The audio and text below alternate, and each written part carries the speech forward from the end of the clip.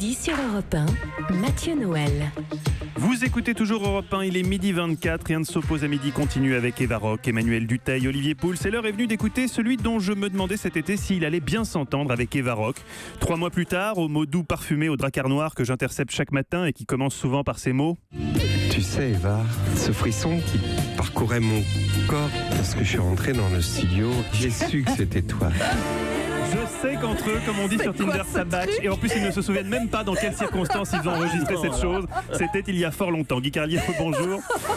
Bonjour à tous. Alors hélas, Guy, sont déjà les premières stigmates du grand âge. Mais aujourd'hui, en préparant cette chronique, vous êtes entré en conflit avec votre propre cerveau. Oui, je me lève très tôt pour écrire cette chronique. Et ce matin, à 5h21 précisément, j'envoyais à tous les membres de l'équipe de cette émission un message enthousiaste et chaleureux pour rappeler que c'est l'amour entre nous qui nous donne le courage, à 5h21 justement, de préparer une belle émission. Et à cet instant, j'ai pensé, voilà le sujet de ma chronique du jour. Je vais faire partager aux auditeurs nos échanges épistolaires matinaux pour leur donner avant le week-end cette force d'une équipe qui avance avec un idéal commun, la qualité. À 5h21, j'envoie donc ce SMS dans lequel j'écris simplement que la force soit avec nous. Et je savais que les réponses sublimes, forcément sublimes, de Mathieu, Eva et les autres allaient me permettre de vous offrir une chronique positive et optimiste. 5h51. Toujours pas la moindre réponse. Je ne m'inquiétais pas de ce délai car je me disais, ils doivent chercher les mots forts que le niveau spirituel de notre relation leur impose. Ils ont une exigence littéraire, ils recherchent la fulgurance. Ça ne va pas tarder. Effectivement, à 6h21, c'est-à-dire 1 heure après mon « que la force soit avec vous », Eva me répondit « Tu es mon père ?» Pourquoi le cacher à cet instant? Une certaine lassitude m'envahit. Mais je me suis dit que le message des autres allait sans doute être plus inspiré, compte tenu du temps qu'ils mettaient à me répondre. Et effectivement, ils vont sûrement être très inspirés, puisqu'à l'instant où je vous parle, c'est-à-dire 7 heures plus tard, personne d'autre ne m'a répondu.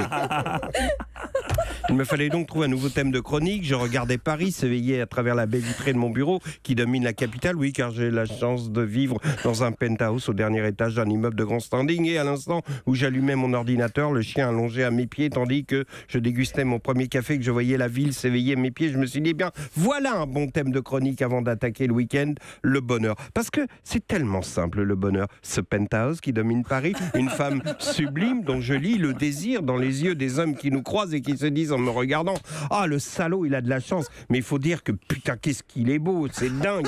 Il ne vieillit pas, quelle allure, quelle élégance. Quand il se déplace, on dirait un grand fauve. C'est vrai, vous avez raison. Mais c'est un peu pour ça que je fais cette chronique, pour amener la part de rêve et d'émotion qui manque à vos existences.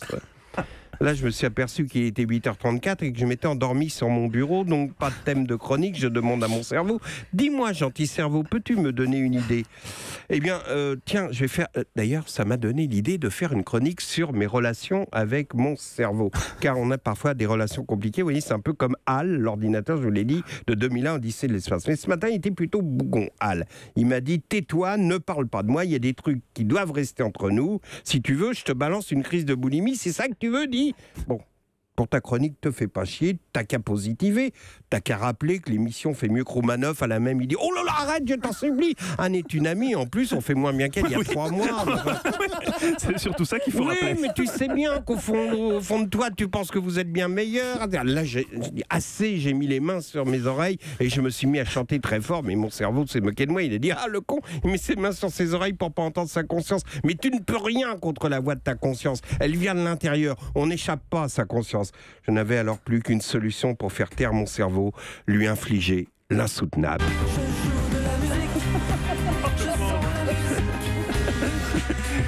Ah, merci. Comment on domine un cerveau. Merci beaucoup, Guy Carlier. Europe.